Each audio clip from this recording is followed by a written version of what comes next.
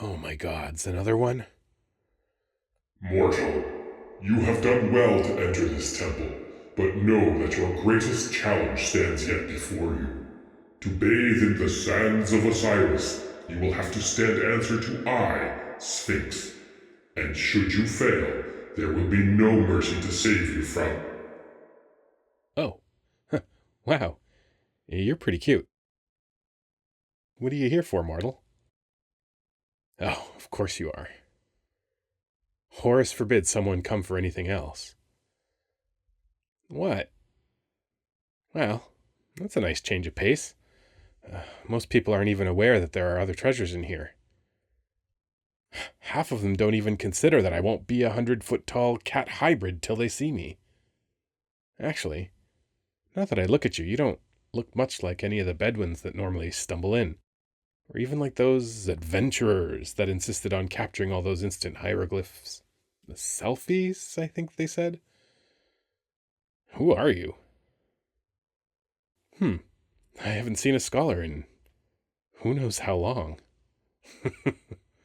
Maybe you'll be interesting? Anyway, do you know enough about all this, or do I still have to explain it to you? Really? Fine. Long monologue short, this is the temple containing the Sands of Osiris.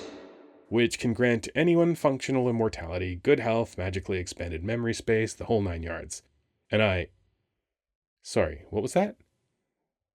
Oh, yeah, I have to say, The Sands of Osiris. like that every time. Trust me, it hurts me more than it hurts you.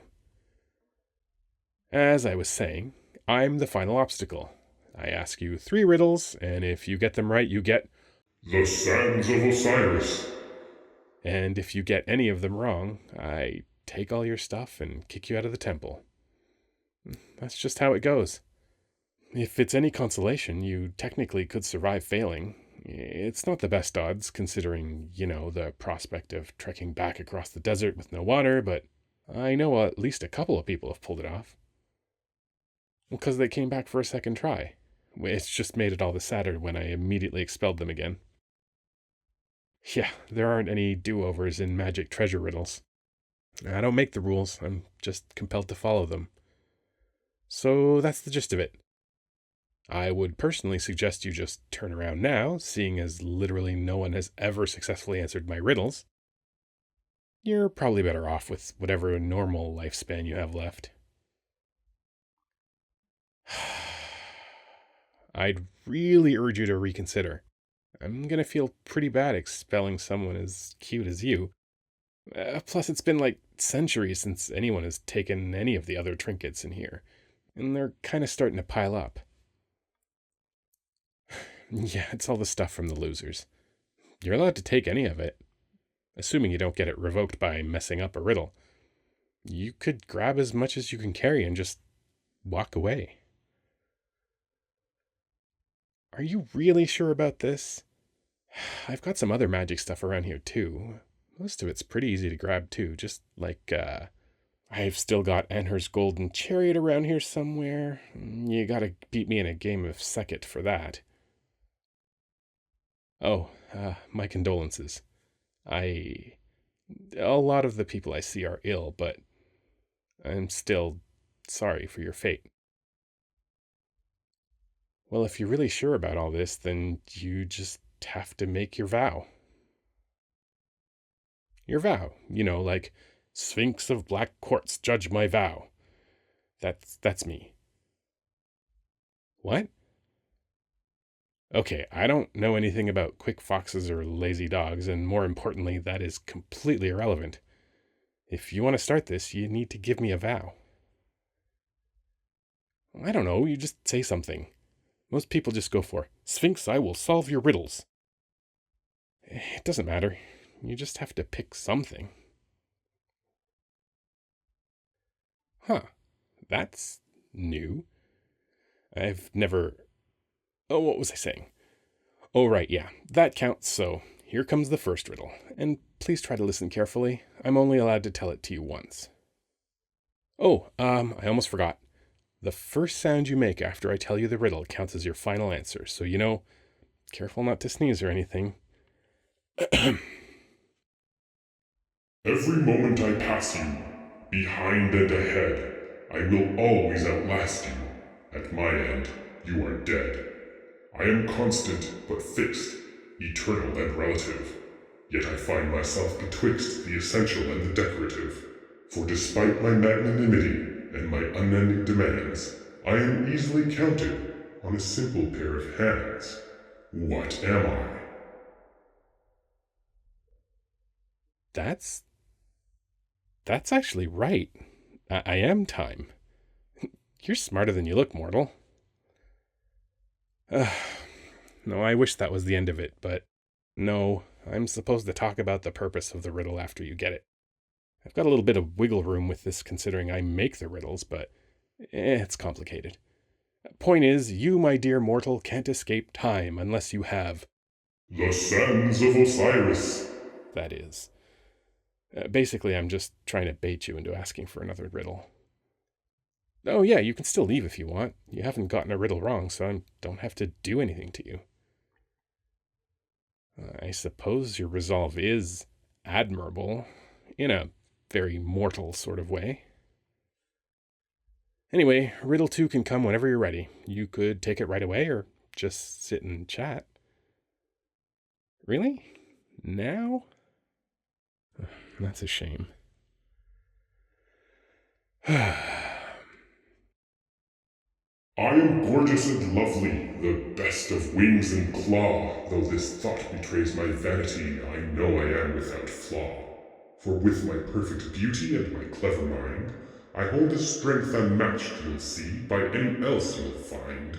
Yet my blessing is my curse, and my position I would gladly excise, since because of it I must only converse with those who seek my prize. Who am I? Someone's a charmer. Do you really think my beauty is perfect? Well, you're right, I am the answer. That's riddle number 2. You're doing pretty well, you know. Most people don't make it past riddle 1. Though most people are clearly suffering from heat stroke by the time they get here. Anywho, the point of riddle 2 was mostly in the middle. I'm strong, you're weak. If you fail, you could never hope to overpower me. The usual. Yeah, it's a real 180 from the last message. The idea is that if someone solves riddle 2, they might actually be able to get the sand, so I don't need to goad them into it anymore. If it wasn't obvious, every riddle is specifically chosen to best get rid of you. First by getting you overconfident, and then by just scaring you off normally. Hey, smart move, scholar. Most people don't think to ask me questions about the riddle, but I'm completely allowed to reveal certain things, and that just happens to be one of them, though it probably won't help you much. Well, the last riddle's deterrent is that it doesn't have one. That way you can't guess an answer based on what you think would make a good threat. Yeah, sorry, I know that's not a very useful answer. I promise it's not on purpose. I'm actually starting to root for you. Really, if you win any trinket I'm guarding, you get every lesser item in the temple too. That's just how the system works. And it just so happens that the Sands of Osiris are on the top of the chain, and so if you win them, you get everything here. And with no treasures left to guard, I would finally get to leave. I'm sorry, did I hear you right? You know, I don't think anyone has ever asked about that. But yes, I'm not allowed to leave the temple as long as there is a single treasure left unwon, much to my chagrin. No, it's fine. I don't mind it so much these days. It's just a little boring. But hey, maybe you'll change that? Are you ready for riddle 3? Good luck, scholar. I am not one but two. I am not me but us. In truth we act like glue, held together without fuss. We can stem from many places, many people, many things. Without even seeing the other's faces, we could be exchanging diamond rings. But think not our riddle simple, nor our enigma plainly seen, for while we are better together, we are not altogether bettering. What are we? Oh my gods. You did it. That's actually the right answer. We are lovers. Ah, thank the sands. Oh, we get to leave this temple. I can't believe it. I never thought this day would come. Oh, I could just kiss you. Huh? Well, yeah, I kissed you. I'm happy. No, I don't kiss everyone who makes me happy. What are you? Oh, you didn't understand the full scope of what I said, did you? Whoops. Well, surprise. I count as an item in this temple, so solving my riddle means you get me too. Well, I don't like to think of myself as less than a big pile of sand, but I'm not the one who made the system, so it still counts. I'm yours. I suppose we don't technically have to be lovers, but I mean, come on. How can you be this clever and still this dense right now? You're cute, I'm stunning, and we're going to live the rest of your very long life together. Are you really going to take all that and say we're just going to be friends? Okay, I'm going to stop you right there. I am far too excited to get bogged down in labels right now. Let's just go find any other scenery and then we can talk about our relationship. What are you talking about? Obviously, we'll take the temple with us. Wow, I really should have taken the time to say the full speech, huh? The temple shrinks, scholar. We'll pop outside and you can just pick it up. Yeah, really, how else would you carry all this sand? It's everywhere. Oh my gods, I didn't yell that. I didn't even say the whole title. I'm really free. Less talky, more letting me see the outside world for the first time in a millennium. Hop on. Yes, I'm asking you to ride me. Unless you'd rather walk out of this 6-story temple. Exactly. Now, do you want to try and hang on between my wings, or can I just pick you up? Great. Come here. Comfy? What? You're talking directly into my chest. What are you on about, scholar, and why is your face so red?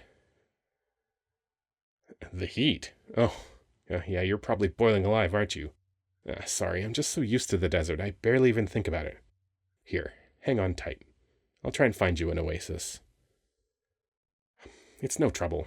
You're light, and I kinda owe you for getting me out of here.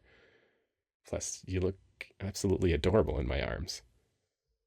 Oh my gods, I didn't know humans could be that crimson. Quick, Wait, is that what this is about?